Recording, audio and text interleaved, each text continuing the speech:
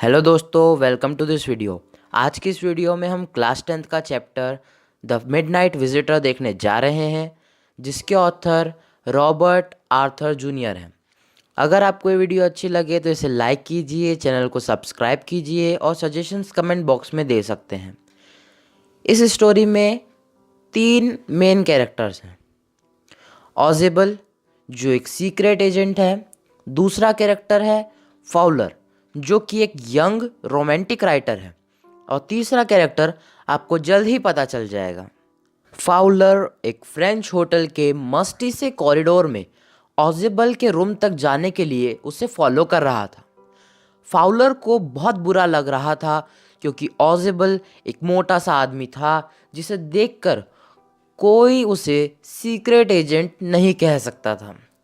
ऑजेबल का room hotel के 6th यानी आखिरी फ्लोर का एक छोटा सा कमरा था। वह बॉस्टन से पेरिस 20 साल पहले आ गया था, लेकिन फिर भी आज तक वो अपने अमेरिकन एसेंट को नहीं भूल पाया था। तुम्हें कहा गया था कि मैं एक स्पाई हूँ। तुम मुझसे मिलना चाहते थे क्योंकि तुम एक राइटर हो। तुम्हें लग रहा होगा कि तुमने अपनी शाम एक बोरिंग से म्यूजिक हॉल में एक मोटे सा आदमी के साथ फालतू में गुजार दी। तुम सोच रहे होगे कि शायद कोई ब्यूटीफुल लेडी आकर कागज के छोटे से टुकड़े पर लिखा हुआ सीक्रेट मैसेज देगी या कोई ड्रामेटिक सिचुएशन बनेगी जैसा कि फिल्मों में होता है। पर तुम बोर हो गए होगे जब ऐसा कुछ भी नहीं हुआ। आओ दोस्त, मैं तुम्हें एक ऐसा इंपॉर्टेंट पेपर दिखाता हूँ जिसके लिए कई लोगों ने अपनी जान दांव पर लगा दी है, और वो पेपर जल्द ही हिस्ट्री को बदलने वाला है।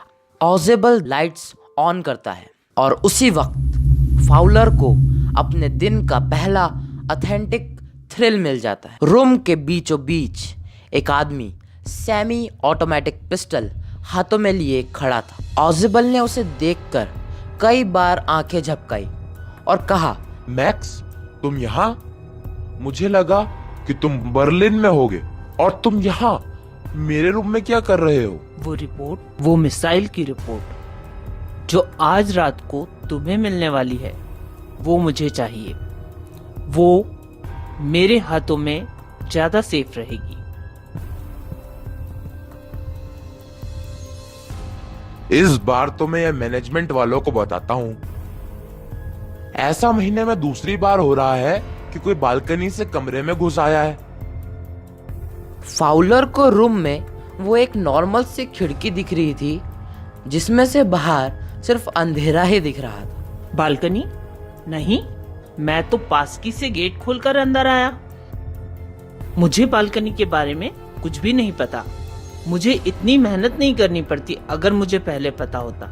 अरे, वो मेरी बालकनी नहीं है, वो दूसरे अपार्टमेंट की बालकनी है। देखो, ये रूम पहले एक बड़ी यूनिट का पार्ट था। वहां पर जो दूसरा रूम है वो इसका ड्राइंग रूम था।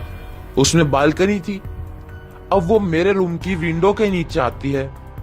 अब उस पर चढ़ के कोई भी मेरे रूम में घुस सकता है।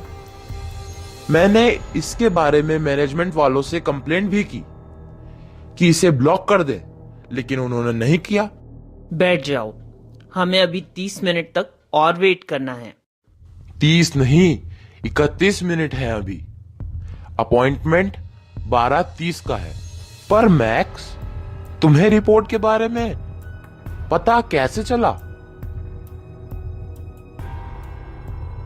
हाँ, और काश हमें ये पता होता कि तुम्हारे लोगों को आखिर ये रिपोर्ट मिली कहां से।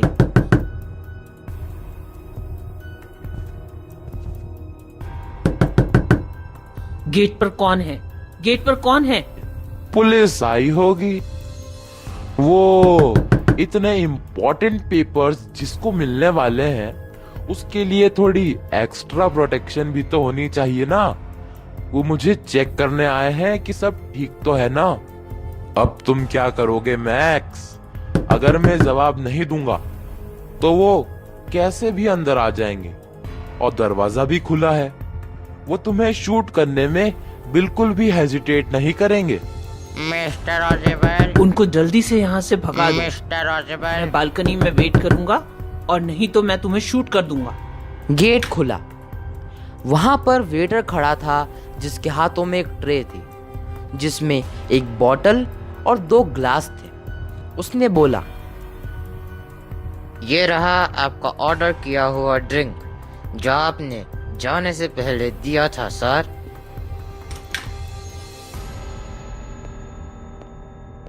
फाउलर देखता रह गया और स्टैमर करता हुआ बोला, पुलिस? वहां पर कोई पुलिस नहीं थी। वहां पर सिर्फ वेटर हेनरी था जिसे मैं एक्सपेक्ट कर रहा था। पर वो आदमी जो बालकनी में गया था, वो कभी नहीं लौटेगा दोस्त, क्योंकि वहां कोई बालकनी है ही नहीं।